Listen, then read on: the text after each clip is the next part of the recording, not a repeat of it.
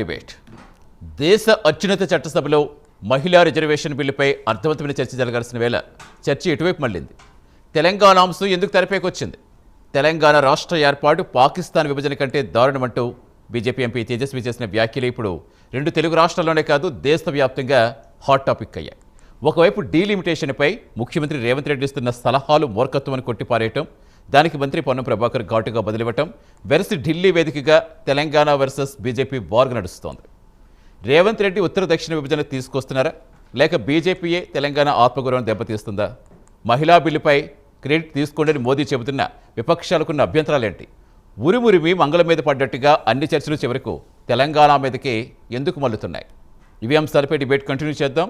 ప్రస్తుతం డిబేట్లో మనతో పాటు జాయిన్ అవుతున్నారు ఆరేపల్లి మోహన్ గారు, కాంగ్రెస్ మాజీ ఎమ్మెల్యే, మనకి జూమ్లో అందుబాటులోకి వచ్చారు. కొట్టి మల్లికార్జున గారు, బీజేవైఎం స్టేట్ మీడియా ఇన్ఛార్జ్, మనకి స్టూడియోలో అందుబాటులోకి వచ్చారు.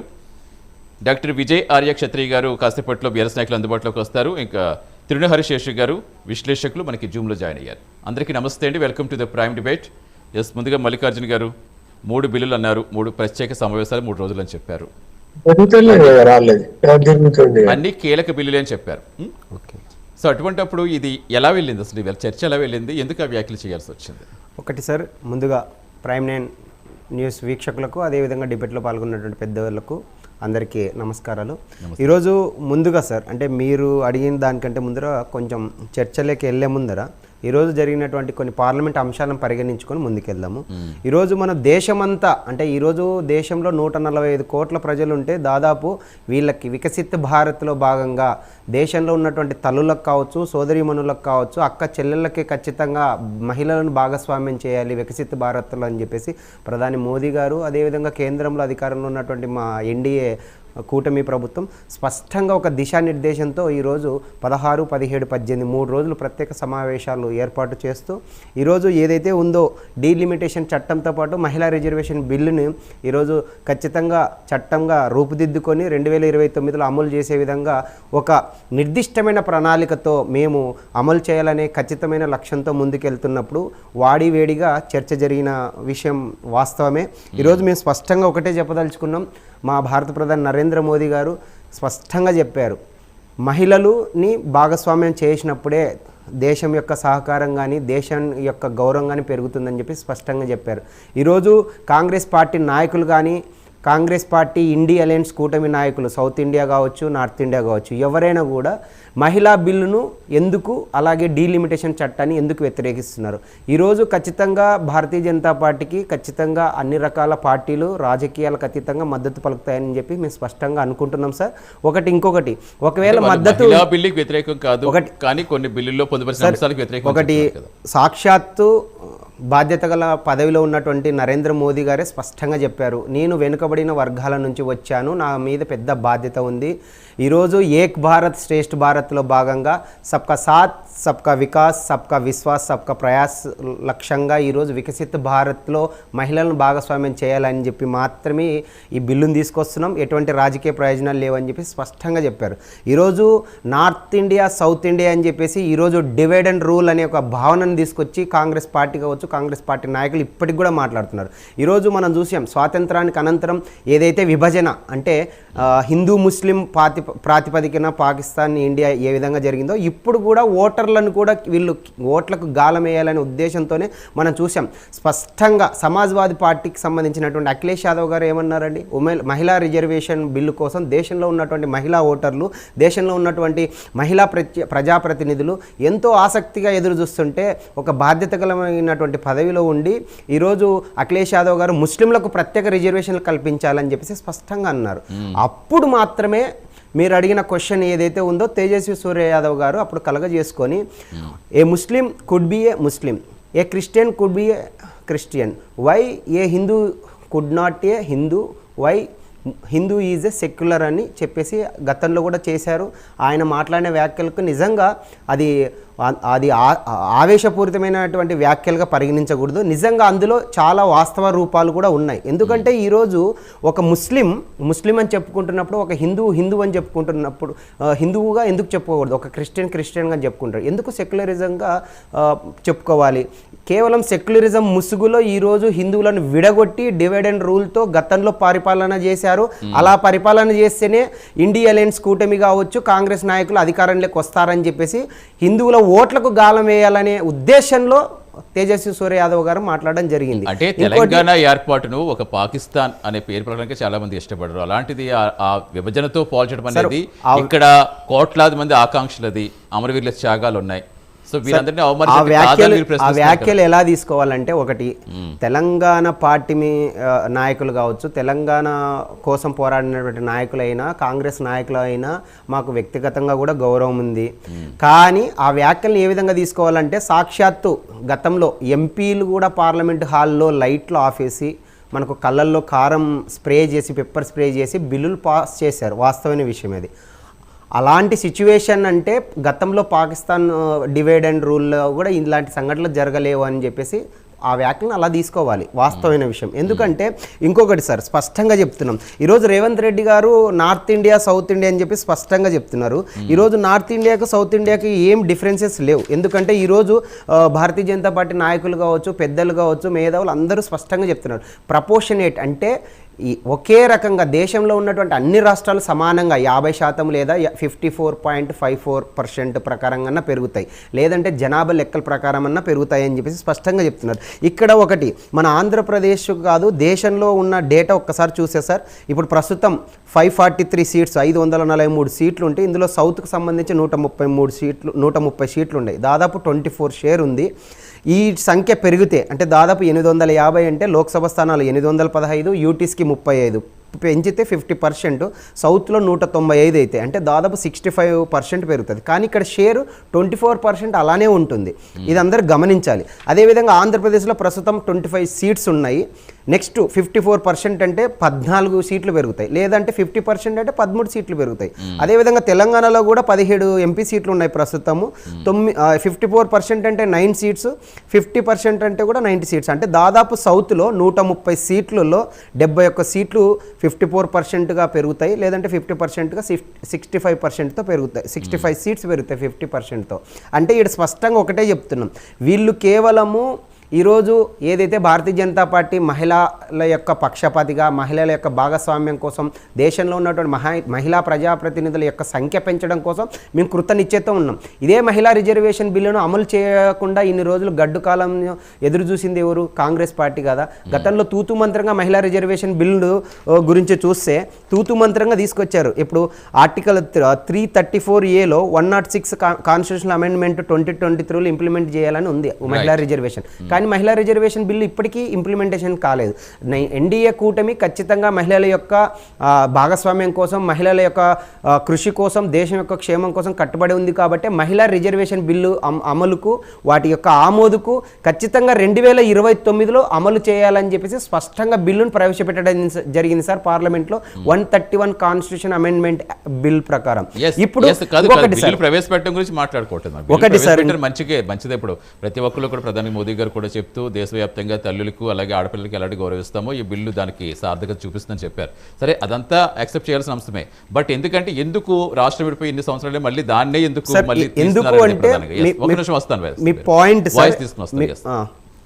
రైట్. శేషు గారు నమస్తే అండి. నమస్కారం.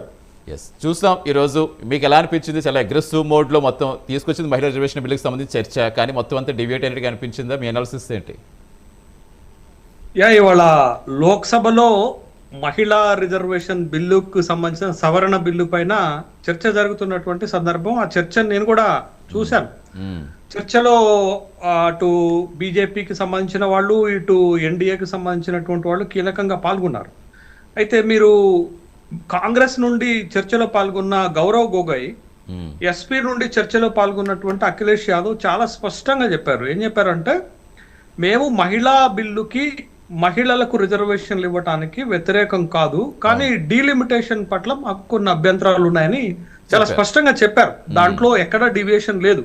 అదేవిధంగా ఇవాళ ఫ్లోర్లో ఉన్నటువంటి ఏ పార్టీ అయినా, అటు ఎన్డీఏ కూటమి అయినా ఇటు ఇండియా కూటమిలో ఉన్న వాళ్ళైనా మహిళా బిల్లు విషయంలో ఎక్కడ అభ్యంతరాలు చెప్తున్నట్టుగా, మహిళలకి 33% రిజర్వేషన్లు ఇవ్వడానికి అభ్యంతరం చెప్తున్నట్టుగా ఎక్కడ మనకి కనపడలేదు. వాళ్ళు కూడా బిల్లుకు మద్దతు ఇవ్వడానికి సిద్ధపడ్డారు, ఆ ప్రకటనలు కూడా చేసినటువంటి సందర్భం ఉంది. అయితే ఇక్కడ మనం గమనించాల్సినటువంటి అంశం ఏంటంటే, బీజేపీ నుండి మాట్లాడినటువంటి వాళ్ళు ఏం మాట్లాడారు? ప్రధానమంత్రి గారితో సహా ప్రధానమంత్రి గారు మహిళా బిల్లుకు సంబంధించినటువంటి అంశాలు మాట్లాడుతూ ఖచ్చితంగా ఇప్పటి వరకు అన్యాయం జరిగింది మహిళలకి, దాన్ని సరిదిద్దాల్సిన అవసరం ఉంది అనేటటువంటి అంశం మాట్లాడారు.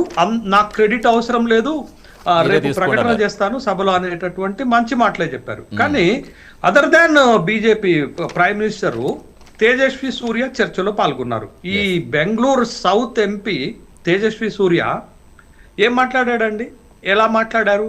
ఇతను ఏదో ప్రజలకు సేవ చేసి ఓ రాజకీయ నేపథ్యంగా ఉండి వచ్చిన వ్యక్తి కాదు. ఏదో అడావుడిగా 2019లో బెంగళూరు సౌత్ నుండి గెలిచాడు, తర్వాత 2024లో బెంగళూరు సౌత్ నుండి గెలిచినటువంటి వ్యక్తి. పెద్దగా ప్రజలకు సేవ చేసినటువంటి చరిత్ర కూడా ఇతనికి లేదు. అయితే ఇతను ఏం మాట్లాడాడు?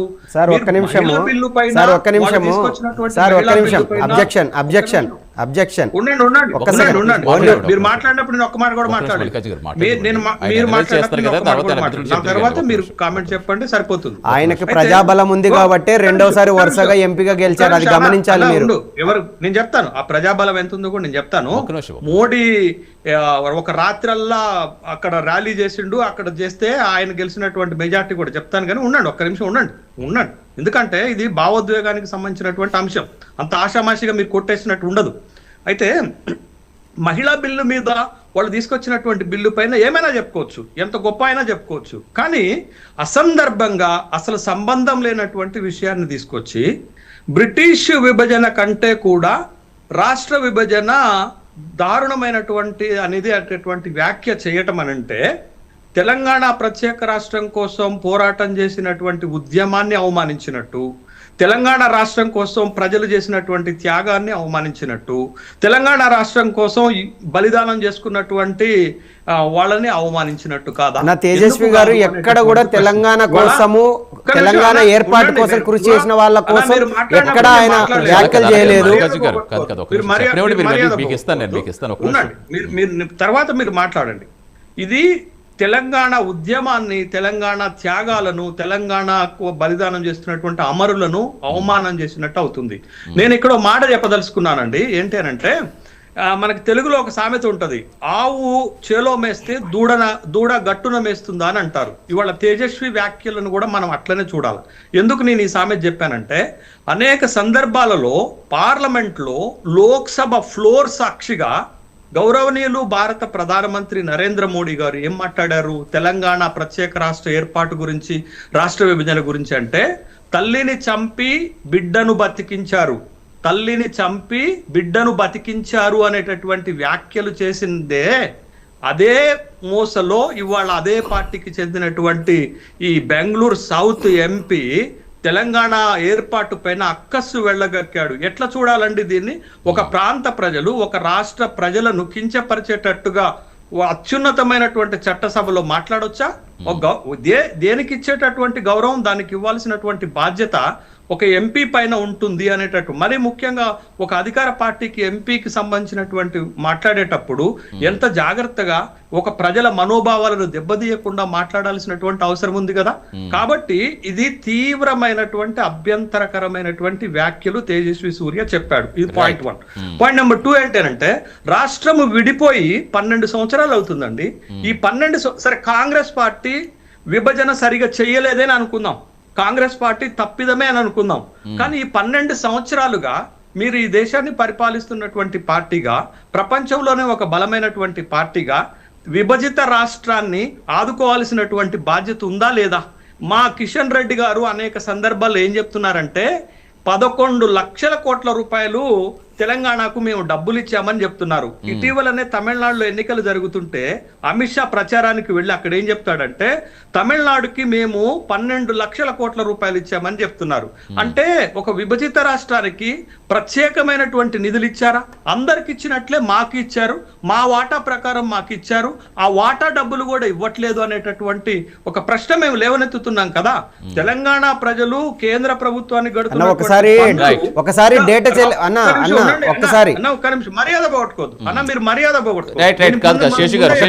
బ్రదర్ మీరు అడిగిన క్వశ్చన్ కి ఆన్సర్ చెప్తున్నాం. మీరు అడిగిన క్వశ్చన్ కి డిఫెండ్ చేసుకొని ఆన్సర్ చెప్పాల్సిన బాధ్యత మా మీద ఉంది. అన్న మీరు రాసుకోండి, మీరు తప్పు చెప్తే రాసుకోండి, మాట్లాడండి. తెలంగాణ ప్రజలు కేంద్ర ప్రభుత్వానికి కడుతున్నటువంటి పన్ను ఎంత, మాకు రిటర్న్ గా గ్రాంట్స్ రూపంలో కేంద్ర ప్రభుత్వం నుంచి వచ్చేటటువంటి వాటా ఎంత అనే దానిపైన ఒక అబ్జెక్షన్ చెప్తున్నారు. బట్ అయితే ప్రత్యేకంగా మేము ఐఐఎం లాంటి ఒక విభజన చట్టంలో పొందుపరిచినటువంటి ఒక జాతీయ విద్యా సంస్థను అడిగితే కేంద్ర ప్రభుత్వము ఏది మాన్సూన్ సెషన్ లో చెప్పినటువంటి సమాధానం చెప్తానన్నా నేను. ఐఐఎం తెలంగాణకు కేటాయించండి అంటే మంత్రి ధర్మేంద్ర ప్రధాన్ ఫ్లోర్ లో చెప్పిన మాట ఏంటి తెలుసా?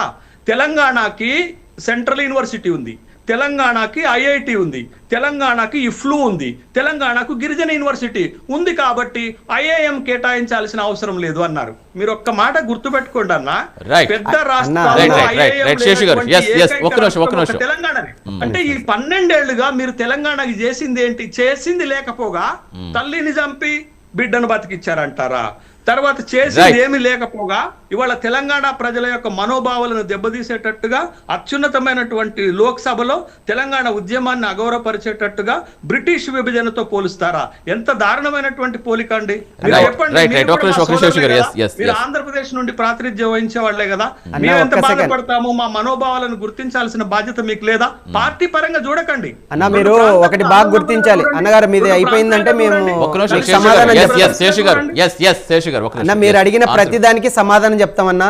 ఈ రోజు అబద్ధాలు చెప్తారా? విను బ్రో, వినండి.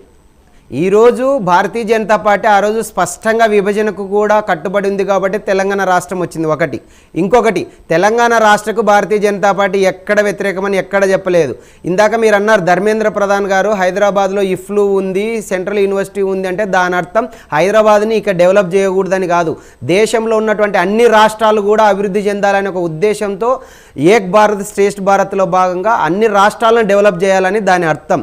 ఇంకొకటి, మీరు తేజస్వి సూర్య యాదవ్ గారి గురించి స్పష్టంగా మాట్లాడారు. మీరు మాట్లాడిన మాటలను మేము ఖండిస్తున్నాం. ఎందుకంటే తేజస్వి సూర్య గారు ఒక మంచి ఎడ్యుకేటెడ్ పర్సన్, సౌత్ ఎంపీగా 2వసారి ప్రజల యొక్క ఆమోదంతోనే గెలిచారు. ఇంకొకటి, ఈరోజు తేజస్వి సూర్య యాదవ్ గారు మాట్లాడిన మాటల యొక్క అంతరార్థంని మీరు గమనిస్తే వాస్తవ విషయం ఆ మాటల యొక్క అంతరార్థం ఏంటంటే తెలంగాణలో హైబ్రిడ్ మోడల్ గురించి రేవంత్ రెడ్డి గారు మాట్లాడారు.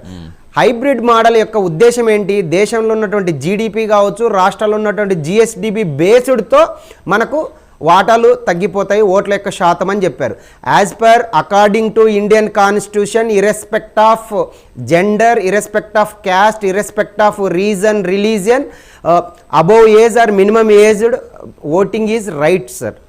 సో 18 సంవత్సరాలు నిండినటువంటి వ్యక్తులకు సమాన హక్కు, సమాన ఓటు హక్కు ఒకటే ఉండాలి. 1 పర్సన్ ఈజ్ 1 ఓట్, 1 వాల్యూ. అందులో భాగంగానే మాత్రమే హైబ్రిడ్ మోడల్ని ఆయన హైబ్రిడ్ మోడల్ కు మేము వ్యతిరేకంగా చెప్పాం. అదే విధంగా ఒక విషయం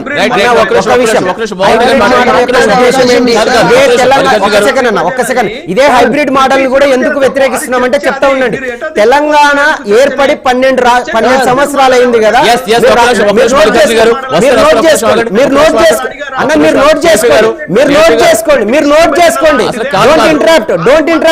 చేసుకోండి. తెలంగాణ ఏర్పడి ఒక్క నిమిషం సార్, తెలంగాణ విభజన ఏర్పడి 12 సంవత్సరాలు అయింది కదా. ముందుగా సర్ప్లస్ ఉన్నటువంటి తెలంగాణ రాష్ట్రం ఇప్పుడు ఎందుకు అప్పుల్లోకి వెళ్ళిపోయింది? అది సమాధానం చెప్పండి. పార్టీ ముసుగులో మాట్లాడుతున్నారా? నాకు ఫస్ట్ స్పష్టంగా చెప్పండి. ఈ రోజు మల్లికార్జున గారు ప్లీజ్. మోహన్ గారు నమస్తే. మోహన్ గారు ఏంటి ఎలా చేస్తారు?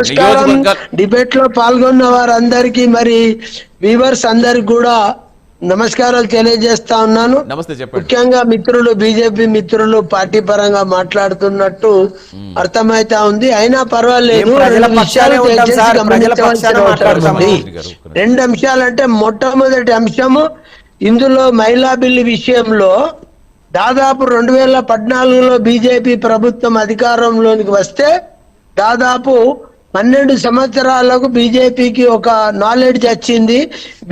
మహిళా బిల్లును ఆమోదింపజేసి అమలు చేయాలనే మాట ఈ రోజు వచ్చింది. 12 సంవత్సరాల అధికారం అనుభవించినాక వారికి ఆలోచన వచ్చింది. అర్థం చేసుకునే శక్తివంతులైన బీజేపీ ప్రధానమంత్రి అనేది ఇక్కడ అర్థం చేసుకోవాల్సిన అవసరం ఉంది. 12 సంవత్సరాల సుదీర్ఘ అనుభవం తర్వాత మరి మహిళా బిల్లు గురించి ఆలోచించే ప్రధానమంత్రి మన దేశంలో ఉన్నాడు. ఇది మనం గమనించవలసిన అవసరం ఉంది.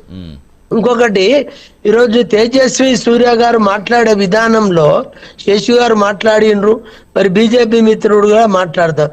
మీరు ఒక్క మాట మీరు అర్థం చేసుకొని బీజేపీ సోదరులందరూ ఎవరైతే బీజేపీ అని అనుకుంటారో అర్థం చేసుకొని, సుష్మా స్వరాజ్ గారు ఈ రాష్ట్రం అంతా బతుకమ్మ ఎత్తుకొని తిరిగినప్పుడు మరి ఆనాడు మీకు తెలియదా తెలంగాణ ఉద్యమం ఏంటిది, కథ ఏంది? బాబాసాహెబ్ అంబేద్కర్ రాజ్యాంగం ఆర్టికల్ 3 ద్వారా మరి ఇది సంక్రమించిందని చెప్పినప్పుడు బీజేపీ ఎంపీలు లోకసభలో లేరా?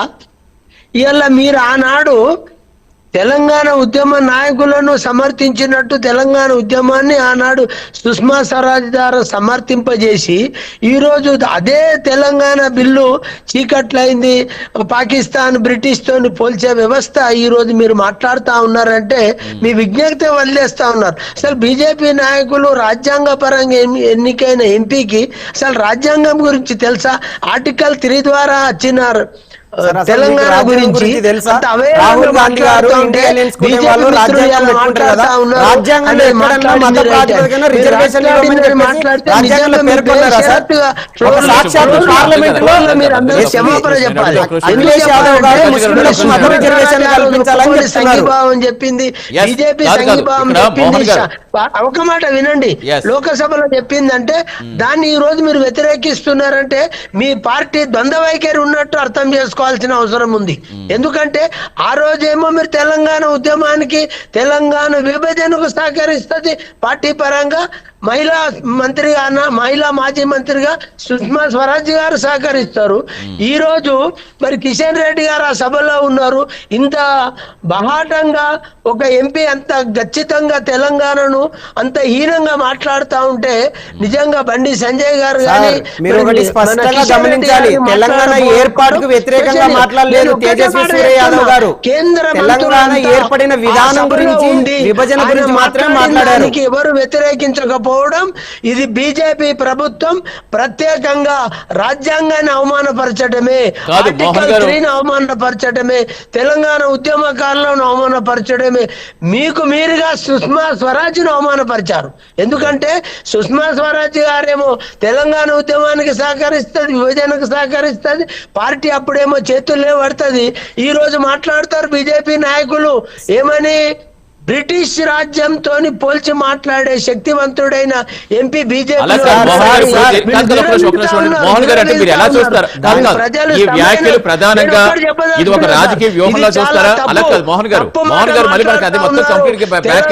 పుట్టిన బిడ్డలం 69 నుంచి మేము ఉద్యమం చేసిన వాళ్ళం. మా మీద మా ఛాతి మీద కాలు పెట్టి మొక్కినట్టు తేజస్వి సూర్య మాట్లాడిండు. దానికి బీజేపీ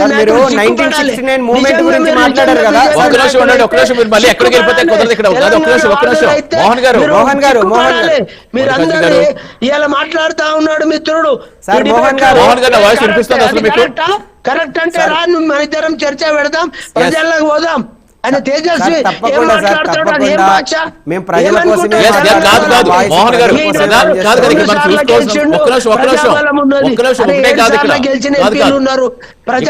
సీఎం రేవంత్ రెడ్డి గారు నార్త్ వర్సెస్ సౌత్ తో వివాదాలు సృష్టిస్తున్నారు, దేశ విఘాతం కాదని బీజేపీ ప్రశ్నిస్తోంది. దానికి ఏం చెప్తారు? మీ స్టాండ్ ఏంటి? సార్, బీజేపీ ప్రభుత్వం ఇంక్లూడింగ్ ప్రధాన మంత్రి బేషరతుగా రేపు ఫ్లోర్ లో బేషరత్తుగా క్షమాపణ తెలంగాణ ప్రజలకు చెప్పాలి, తెలంగాణ తెలంగాణకు నిధులు ప్రజలందరికీ ఇచ్చినందుకు చెప్పాలి, క్షమాపణలు అది చెప్పాలా సార్? ప్రధానమంత్రి చెప్పాలి. రైట్ రైట్ రైట్ వస్తారు మళ్ళీ వస్తారు. Yes. మనతో పాటు విజయాలయ గారు మాట్లాడుతున్నాం. Yes. తెలంగాణ ఒక నిమిషం మోహన్ గారు వస్తాను ఇంకా వేరే గెస్ట్ వాయిస్ తెలంగాణ తీసుకోండి. పోరాటం చేసిన వాళ్ళను అవమానపరిచినట్టు ఒక ఎంపీ ఫ్లోర్ లో మోహన్ అన్న, కాదు ఒక్క నిమిషం మోహన్ గారు మీ ఆవేదన కనిపిస్తుంది కానీ మనకి ఇంకా వేరే గెస్ట్ వాయిస్ కూడా తీసుకుంటాం. మోహన్ గారు మల్లికార్జున గారు ఎంతవరకు సమంజసం సార్?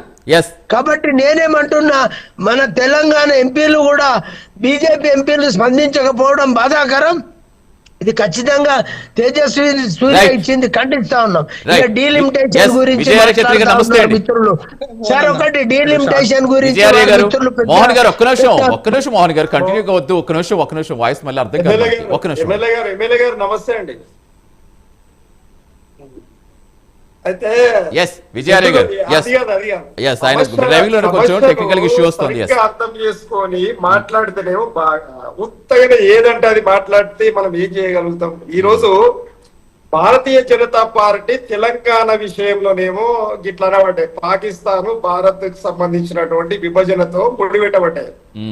మనమేమంటున్నామంటే తెలంగాణ రాక మునిపే 3 రాష్ట్రాల విభజన జరిగింది కదా, 3 రాష్ట్రాల విభజన జరిగింది. మరి దాన్ని దేనితో ముడి పెడతాం? మరి మీ కార్యకాలంలో జరిగింది కదా, వాజ్పేయి గారి కార్యకాలంలో జరిగింది కదా, దాన్ని దేంతో ముడి పెట్టాలి? మరి అంటే మీరు చేస్తేనేమో ఒప్పు, తెలంగాణ ప్రజలది మొత్తం తప్ప. తెలంగాణ ఉద్యమానికి ప్రపంచ స్థాయి ఒక క్రెడిబిలిటీ ఉందండి తెలంగాణ ఉద్యమానికి. తెలంగాణ ఉద్యమాన్ని, తెలంగాణ ప్రజలను అవమానపరుస్తూ ఈ భారతీయ జనతా పార్టీ ఈరోజు అది కావాలని ఇదే మోదీ గారు, ఇదే భారతీయ జనతా పార్టీకి సంబంధించినటువంటి మొత్తం అధిష్టానం, ఆర్ఎస్ఎస్ మొత్తం అందరు కలిసి కూడబలుక్కొని ఈ విధంగా నీచమైన మాటలు మాట్లాడితే ప్రజలు సమర్థిస్తారా? మరి మీ కాదంటే మీరు ఏం భావిస్తున్నారు? అటు కాంగ్రెస్ ఇటు బీజేపీ ఇద్దరు తెలంగాణ సెంటిమెంట్ యూజ్ చేస్తున్నారు అనుకుంటున్నారా? కాదు. మరి అలాంటప్పుడు విజయాలయ గారు మా తెలంగాణ ప్రజలను అవమానించాల్సిన, మా ఉద్యమాన్ని అవమానించాల్సిన ఎక్కడ కూడా తేజస్వి సూర్య యాదవ్ గారు తెలంగాణ ఉద్యమాన్ని గాని తెలంగాణ ప్రజల్ని గాని ఎక్కడ అవమానించలేదు.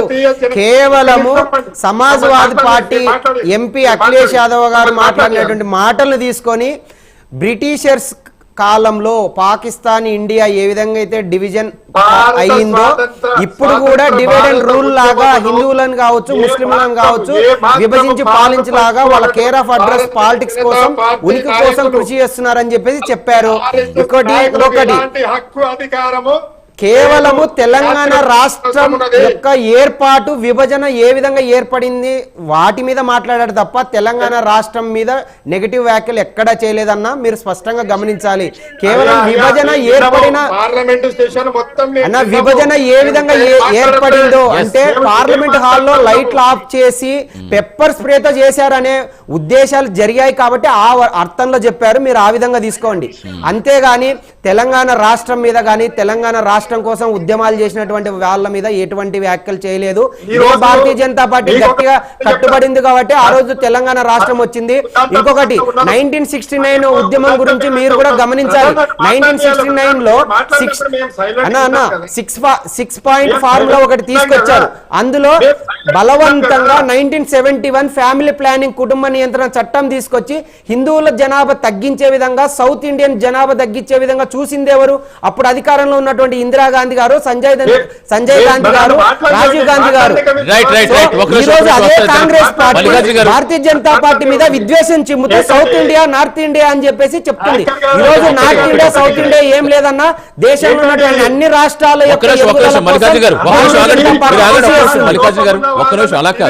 ఎక్కడ ఏం జరిగినా ఎందుకు తెలంగాణ కూడి పెడుతున్నారు ప్రధానంగా? ఒక్క నిమిషం విజయాలయ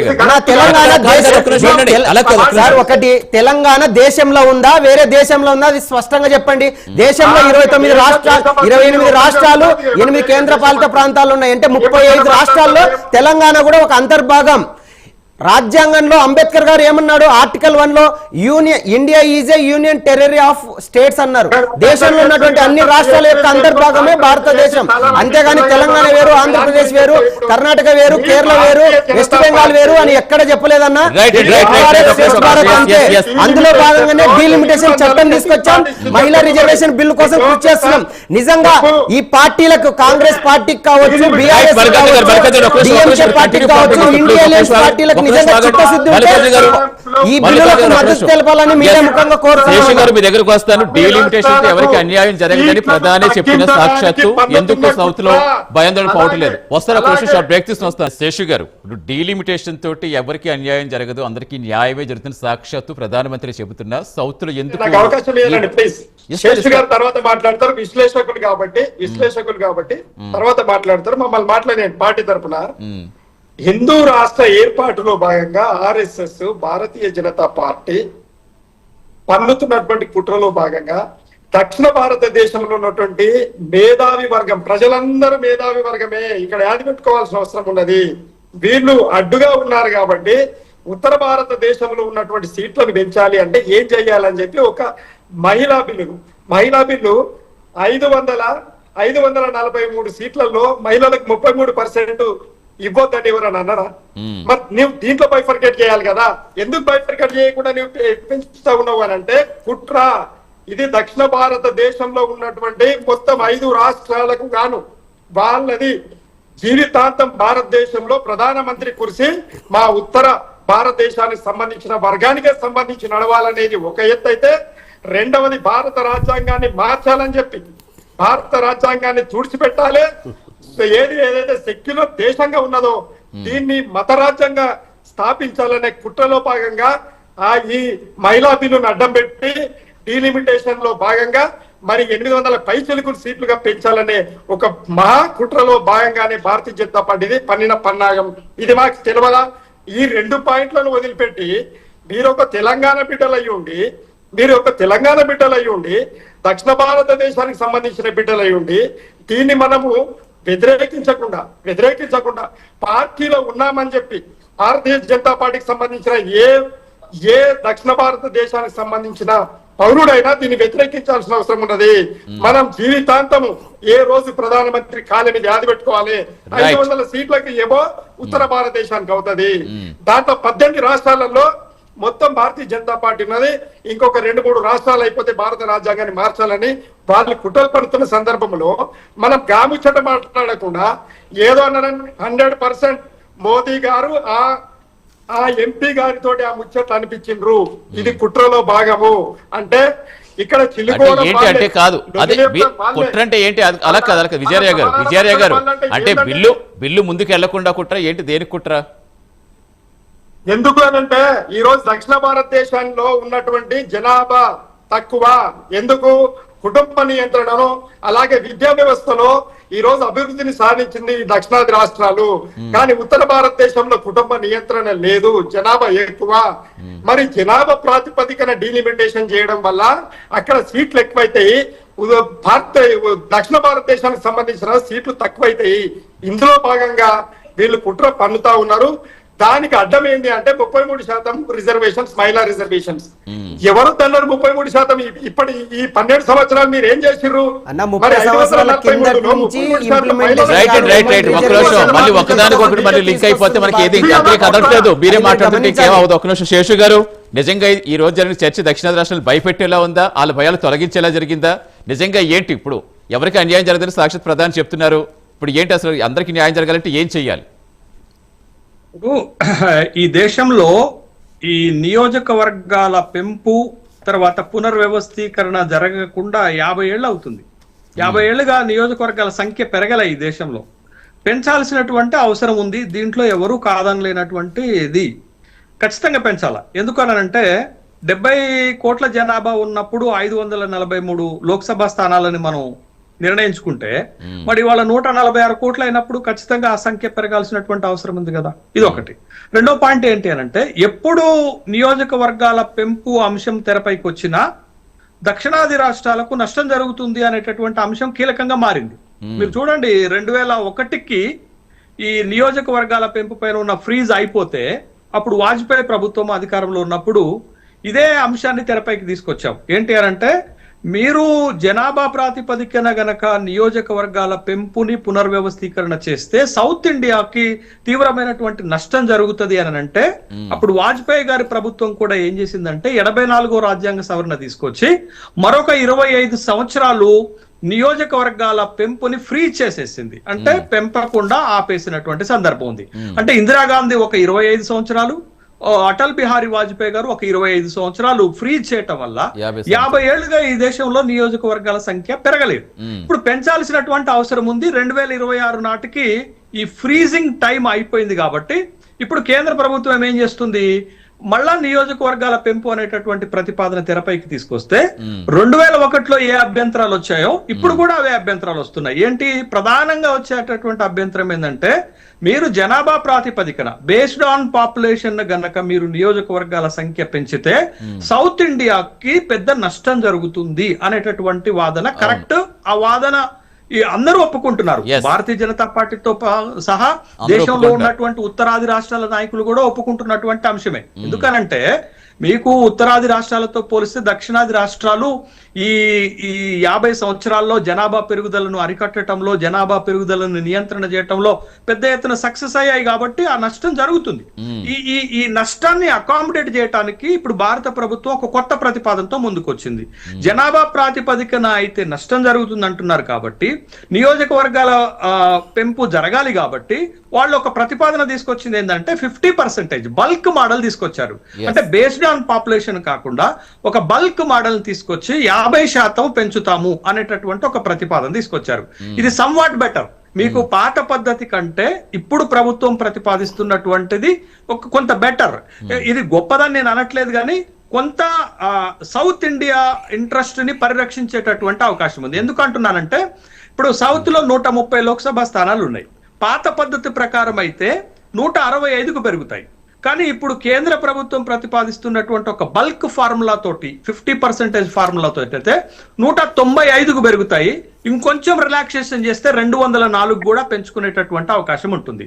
కాబట్టి ఇది సమ్వాట్ బెటర్ గా ఉండేటటువంటి కార్యక్రమం కాబట్టి ఈ ప్రతిపాదన తీసుకొస్తున్నారు. అయితే ప్రతిపక్షాల అభ్యంతరం ఏంటది?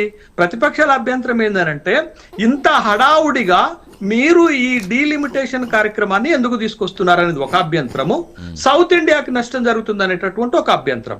మీరు అబ్జర్వ్ చేశారో లేదండి, ఈ రెండు ప్రతిపాదనలు ఈ విపక్షాల నుంచి వస్తున్నప్పుడు ప్రజల్లో పెద్ద చర్చ జరగట్లేదు. ఎందుకు అనంటే కేంద్ర ప్రభుత్వం ప్రతిపాదించినటువంటి 50% ఫార్ములా కొంత బాగుండటం ఒకటి, రెండోది ఇప్పుడే ఎందుకు తీసుకొస్తున్నారు అనే దాన్ని కూడా పెద్దగా పట్టించుకోవట్లేదు. ఎందుకంటే 50 ఏళ్లుగా ఈ దేశంలో నియోజకవర్గాలు పెంపు జరగలేదు కాబట్టి జరగాల్సినటువంటి అవసరం ఉంది అనేటటువంటి ఒక అభిప్రాయం ఉంది కాబట్టి పెద్దగా ప్రజలు స్పందించట్లేదు.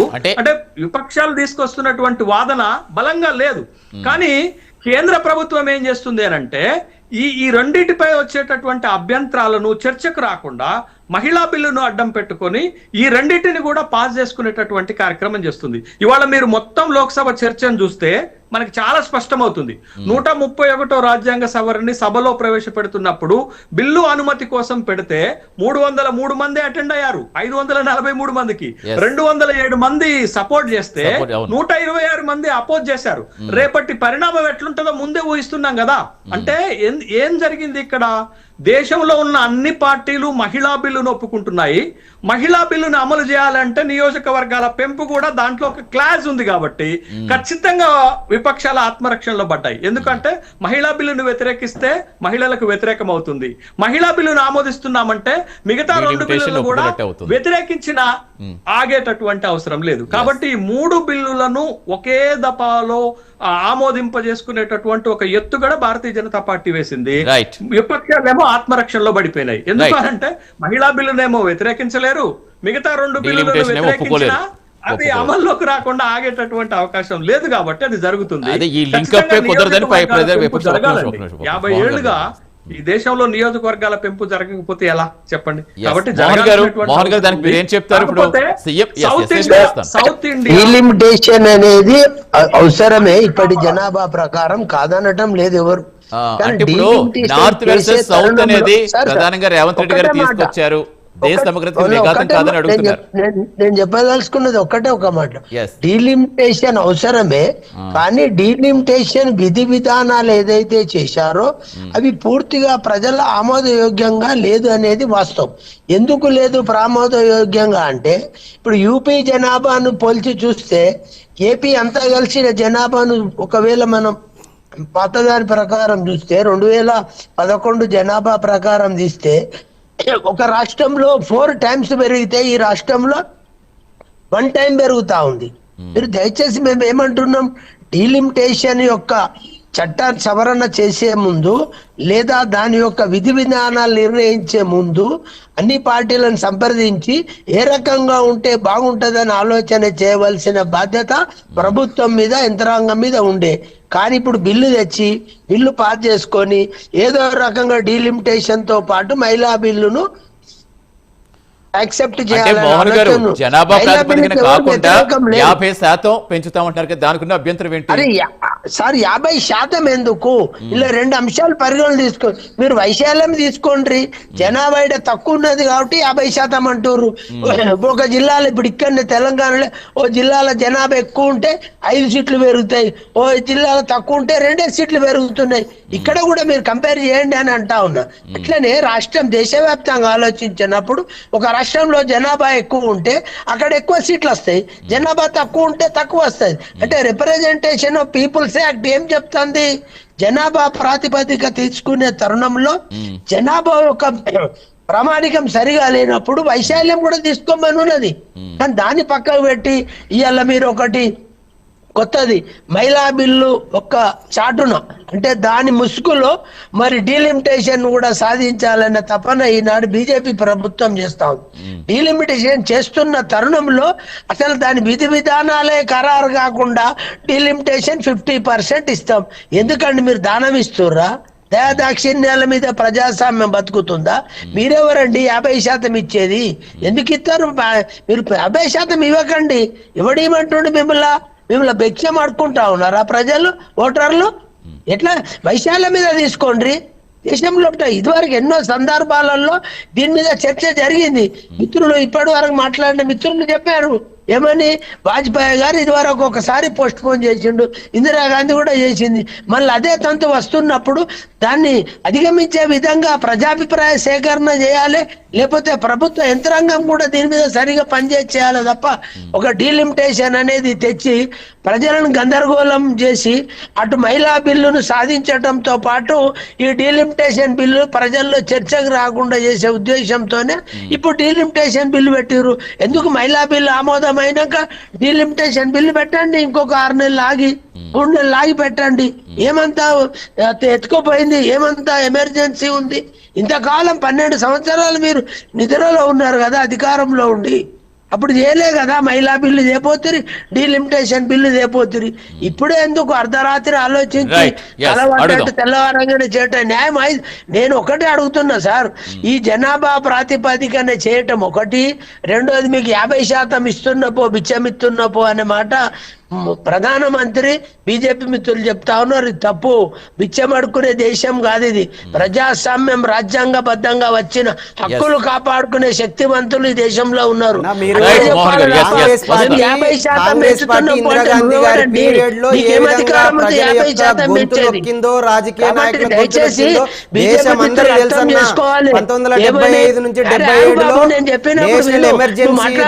మాట్లాడలేదు కదా,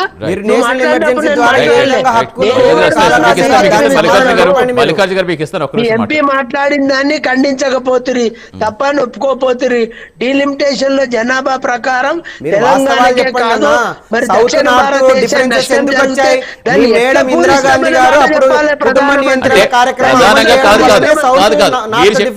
మోహన్ గారు మీరు చెప్పేది వైశాల్యం పట్టిస్తే కొంచెం బెటర్ గా ఉంటుంది అంటారా? సార్ విస్తీర్ణం పట్టిస్తే బెటర్ అంటారా మీరు? మీరేమంటారు? వైశాల్యం బట్టి ఇస్తే బెటర్, జనాభా ప్రాతిపదికన కాదు, 50% కాదు. వైశాల్యం బట్టి ప్రధానంగా చర్చ జరగాల్సింది ఏంటంటే మహిళా బిల్లుని డీలిమిటేషన్ బిల్లు ఎందుకు టైఅప్ చేస్తున్నారు? ఎందుకు ఇది ఒక పార్టీ ఉంది, జనాభా ఉంది, ప్రజా మోహన్ గారు సమాధానం చెప్తాను సార్.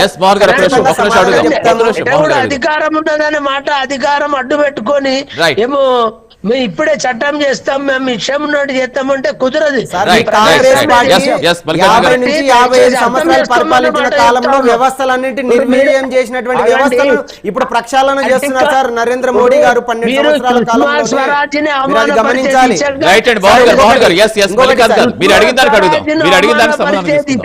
పార్లమెంట్ లో మాట్లాడినప్పుడు మీరు ఎవరు బీజేపీ వాళ్ళు నిలదీయలే ఆయనను. సార్ మీరు అడిగిన దానికి స్పష్టంగా సమాధానం చెప్తాను సార్. సపోర్ట్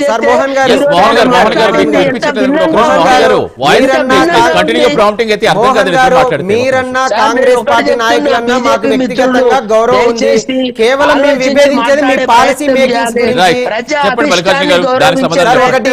సార్ స్పష్టంగా అభిష్టాన్ని కూడా గౌరవించాలని చెప్తారు. ఖచ్చితంగా సార్, ఖచ్చితంగా గౌరవిస్తాము సార్. స్పష్టంగా డిబేట్ లో పాల్గొన్నటువంటి పెద్దలు శేషు అన్న గారు కావచ్చు, మోహన్ అన్న గారు కావచ్చు, విజయ్ గారు మాట్లాడినటువంటి మాటలకు మేము స్పష్టంగా సమాధానం చెప్తాం సార్. ఈ రోజు ఏదైతే ఉందో బిల్లు డీలిమిటేషన్ కి సంబంధించి కావచ్చు, ఉమెన్ రిజర్వేషన్ కి సంబంధించి కానీ ఇవి ఒకదానికొకటి ఇంటర్లింకింగ్ అప్ ఉంటాయి. ఎందుకు ఉంటాయంటే ఇప్పుడు పెద్దలు శేషు అన్న గారు మాట్లాడారు. మొట్టమొదటిసారిగా మనకు స్వాతంత్రం 1947లో వస్తే 1951 సర్వే ప్రకారం 1951, 52 ఎన్నికలు జరిగాయి. తర్వాత మళ్ళీ 1961 సర్వేలో 1964లో డీలిమిటేషన్ జరిగింది. తర్వాత 1971 సర్వే ప్రకారం 1974లో జరిగింది. తర్వాత 1976 42 కాన్స్టిట్యూషన్ అమెండ్మెంట్ ప్రకారం 2001లో డీలిమిటేషన్ జరగాలి అని చెప్పేసి నియోజకవర్గాల పునర్విభజన చెప్తే అప్పుడు ఫ్రీజ్ చేశారు, జరగనివ్వలేదు. నెక్స్ట్ మళ్ళీ 84th కాన్స్టిట్యూషన్ అమెండ్మెంట్ యాక్ట్ ప్రకారం 2001 నుంచి 2026కు ఫ్రీజ్ చేస్తే జరగలేదు. ఇది ఇలానే కంటిన్యూ అవుతుంది అని చెప్పేసి పోస్ట్ పోన్ బేస్డ్గా ఈసారి ఖచ్చితంగా డీలిమిటేషన్ కమిటీ ఏర్పాటు చేసి ఈ డీలిమిటేషన్ కమిషన్ ఫర్ ఇండియా అనేది ఒక అటానమస్ బాడీ సార్. ఖచ్చితంగా వ్యవస్థల యొక్క నియోజకవర్గాల పునర్విభజనని ఇది చేస్తుంది. ఎందుకంటే ప్రతి ఒక్కరికి అంటే దేశంలో ఉన్నటువంటి అన్ని రాష్ట్రాలకు కావచ్చు, ప్రజలకు కూడా సమాన ప్రాతిపదికన ఓటు హక్కుకు కానీ అవకాశాలు కల్పించాలి. అదేవిధంగా పాపులేషన్కి కూడా అదేవిధంగా బౌండరీస్కి కూడా ఈక్వలెన్స్ ఇవ్వాలని చెప్పేసి ఒకటి స్పష్టంగా చెప్తుంది. ఈరోజు ఒకటే చెప్తున్నాం సార్. అంటే కాదు ప్రతిపక్షాలు ఇస్తున్న సజెషన్స్ ఖచ్చితంగా సార్. ఈ రోజు మోహన్ గారు మాట్లాడారు, సాక్షాత్తు దేశ ప్రధాని బాధ్యత గల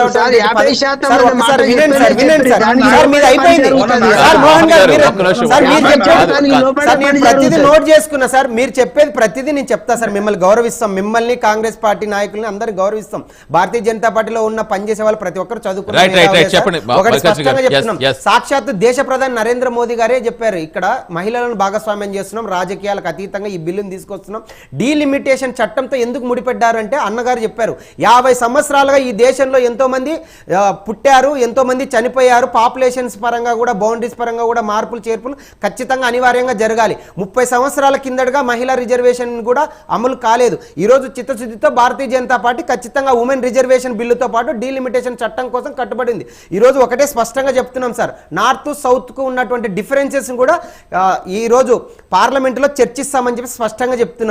ఏదైతే ఉందో 50 to 54% ప్రపోర్షన్ బేస్డ్గా ఈరోజు సీట్లు పెంపు ఖచ్చితంగా తీసుకుంటాం. పాపులేషన్ బేస్డ్గా తీసుకుంటామా, ప్రపోర్షన్ బేస్డ్గా తీసుకుంటామా చర్చిద్దాం. ఖచ్చితంగా చర్చకు సహకరించండి, బిల్లులకు సహకరించండి అని చెప్పేసి సాక్షాత్తు మోదీ గారు కావచ్చు, అమిత్ షా గారు స్పష్టంగా కోరారు. ఎవరు వ్యతిరేకంగా మహిళా రిజర్వేషన్ అన్ని పార్టీలు చెప్తున్నాయి, అది మీరు ఆమోదించుకోకుండా దీనికి ఇంకొకటి స్పష్టంగా చెప్పారు అన్నగారు చెప్పారు. ఇదే రాజ్యాంగం గురించి మాట్లాడేటువంటి కాంగ్రెస్ పార్టీ నాయకులకి నేను సూటిగా ఒకటి ప్రశ్నిస్తున్నాను. 1971 ఫ్యామిలీ ప్లానింగ్ చట్టం తీసుకొచ్చి ఈరోజు హిందువుల యొక్క గొంతు నొక్కింది ఎవరు? 1975-77లో ఆ రోజు నేషనల్ ఎమర్జెన్సీ ద్వారా జాతీయ పార్టీ నేషనాలిటీ ఇంటిగ్రిటీ కోసం చేస్తున్నటువంటి వాళ్ళ గొంతు హక్కులు కావచ్చు, అదేవిధంగా బలవంతంగా కుటుంబ నియంత్రణ ఆ రోజు అమలు చేశారు. కాబట్టి ఈరోజు సౌత్ ఇండియా వెనకబడింది. ఈరోజు నార్త్ ఇండియా సౌత్ ఇండియా అని చెప్పేసి వైషమ్యాలు చిమ్ముతూ విద్వేషం చిమ్ముతూ వాళ్ళ పార్టీ అడ్రస్ లేకుండా పోతుంది. ఇలాగైనా లాభం పొందాలని చెప్పి చెప్పేసి ఈరోజు కర్ణాటకలో ఉన్నటువంటి కాంగ్రెస్ పార్టీ, తెలంగాణలో ఉన్నటువంటి కాంగ్రెస్ పార్టీ, వాళ్ళ తోక పార్టీలు ఉన్నాయి కదా, బీఆర్ఎస్, అదేవిధంగా డిఎంకే పార్టీలు, కేరళ పార్టీలు, వెస్ట్ బెంగాల్ టీఎంసీ, ఇవన్నీ ఒక తోక పార్టీలు. మీకున్నటువంటి ఈరోజు ఖచ్చితంగా చెప్తున్నాను సార్, ఈరోజు ఒక చదువుకున్నటువంటి విద్యావంతుడిగా నేను కూడా గతంలో 2 సార్లు సివిల్స్ రాశాను. ఈరోజు మహిళా బిల్లు కానీ డీలిమిటేషన్ బిల్లుకు కానీ మీరు మద్దతు ఇవ్వకపోతే దేశంలో ఉన్నటువంటి మహిళా ఓటర్లు కానీ మహిళా ప్రజాప్రతినిధులే మిమ్మల్ని వ్యతిరేకిస్తారు. రాబోయే రోజుల్లో కాంగ్రెస్ పార్టీని బహిష్కరించే రోజులు ఖచ్చితంగా ప్రజలే తీసుకుంటారు. మల్లికార్జున గారు, ఇక్కడ సమస్య ఏంటంటే మహిళా రిజర్వేషన్ ఎవరు వ్యతిరేకం కాదని చెప్తున్నారు కదా, అర్థవంతంగా చర్చ జరగాలి. మహిళా రిజర్వేషన్ బిల్లుకు మద్దతు ఇచ్చే వాళ్ళు డీలిమిటేషన్ బిల్లుకు ఎందుకు మద్దతు ఇవ్వట్లేదు అని చెప్పండి స్పష్టంగా.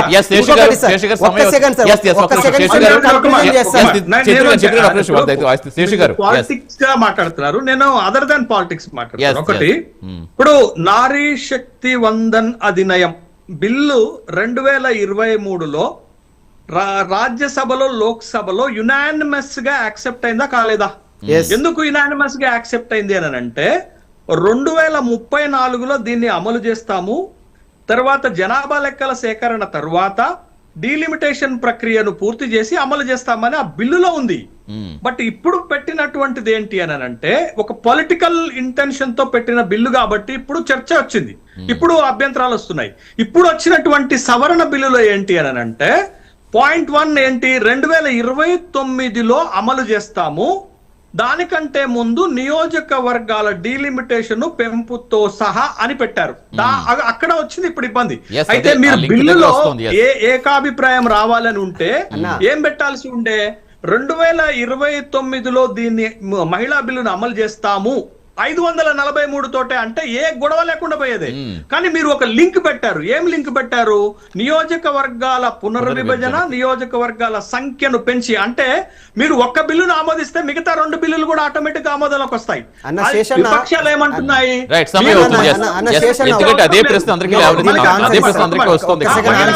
చర్చ అవసరం లేదు. మీరు మాట్లాడిన దానికి నేను వివరణిస్తాను, అంతే, ఏం లేదు ఇక్కడ చర్చ ఏం లేదు. కాబట్టి మా అభ్యంతరాలని విపక్షాలు అంటున్నాయి. బట్ అక్కడ వచ్చింది తేడా. రైట్.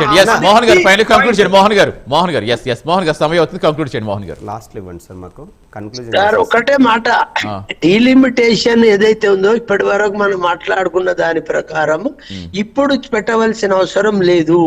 ఇప్పుడు మహిళా బిల్లు పాస్ చేసుకొని పెద్దలు చెప్పినట్టు ఇప్పుడు ఉన్న పార్లమెంట్ సంఖ్యకి అమలు చేసే కార్యక్రమాన్ని చేసి మహిళా బిల్లు పాస్ అయినాక 500 పైచీలకు లోకసభ సభ్యుల లోపల అమలయ్యేటట్టు చేసి తర్వాత ఈ డీలిమిటేషన్ గురించి ఆలోచించి డీలిమిటేషన్ యొక్క విధి విధానాలు నిర్ణయించే తరుణంలో దీని యొక్క పూర్వపరాలు లోగడ జరిగిన విధానాలకు భిన్నంగా అందరినీ ఆమోదయోగ్యంగా ఒక సవరణ చేసి అది ముసాయిదా మొదలు ప్రకటించవలసి ఉండే.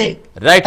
మల్లికార్జున గారు, చర్చ అయితే జరగాలి, బిల్లులు పాస్ అవ్వాలి, అట్ ద సేమ్ టైం ప్రతిపక్షాల సలహాలు కూడా తీసుకోవాలి కదా అంటున్నారు. అది సార్ పెద్దలు మనోహర్ గారు, శేషన్న గారు చాలా స్పష్టంగా చెప్పారు sir. According to Indian constitution 334 ఏ ప్రకారం అన్నగారు చెప్పారు 106 కాన్స్టిట్యూషనల్ అమెండ్మెంట్ యాక్ట్ 2023లో అమలు చేయాలన్నారు. కానీ 2034లో ఉమెన్ రిజర్వేషన్స్ ఇంప్లిమెంటేషన్ ఉంది. కానీ భారతీయ జనతా పార్టీ దానికంటే ముందుగానే 2029లో మహిళల కోసం కృషి చేస్తుంది కాబట్టి ఆ బిల్లు కోసం కృషి చేస్తున్నాం. ఇంకొకటి అన్న, ఈ రోజు మనం ఏదైతే ఇండియన్ కాన్స్టిట్యూషన్ లో ఆర్టికల్ 82 కానీ ఆర్టికల్ 170 అసెంబ్లీ స్థానాలను పునర్విభజన పార్లమెంట్ లో ఉన్నటువంటి 81 సబ్ క్లాస్ 3 ప్రకారం గరిష్ట సభ్యుల సంఖ్య కానీ కనిష్ట సభ్యుల సంఖ్య ప్రకారమే డీలిమిటేషన్ చేయమని చెప్పారు. Delimitation commission of for India అనేది ఒక అటానమస్ బాడీ. అది ఏం చెప్తుందంటే స్పష్టంగా ప్రతి 25 సంవత్సరాలకు ఒకసారి ఖచ్చితంగా మార్పులు చేర్పులు చేయాలి. అది కూడా ఏ విధంగా ఉంటుందంటే తొలి జనాభా గణగణ తర్వాత మాత్రమే ఇంప్లిమెంటేషన్ చేయాలి. ఏదైనా ఏది జరిగినా దేశానికి మంచి జరిగినా అలా కాదు. మల్లికార్జున గారు, సబ్జెక్ట్ డీవియేట్ అవ్వకుండా ఇప్పుడు బిల్లుల గురించి పెట్టినట్టు బిల్లుల గురించి మాట్లాడే బిల్లులోని లోపాలు ఏంటో ప్రతిపక్షాలు చెప్తే సలహాలు తీసుకోవాలి, చర్చ సమాధానం జరగాలని కోరుకుందామండి. Thank you so much joining Mallikarjuna గారు, మోహన్ గారు, విజయ ఆర్య గారు, శేషు గారు. Thanks for joining in debate అండి. ఇది వాళ్ళ prime debate. Keep watching prime news. నిజం ఇదే మై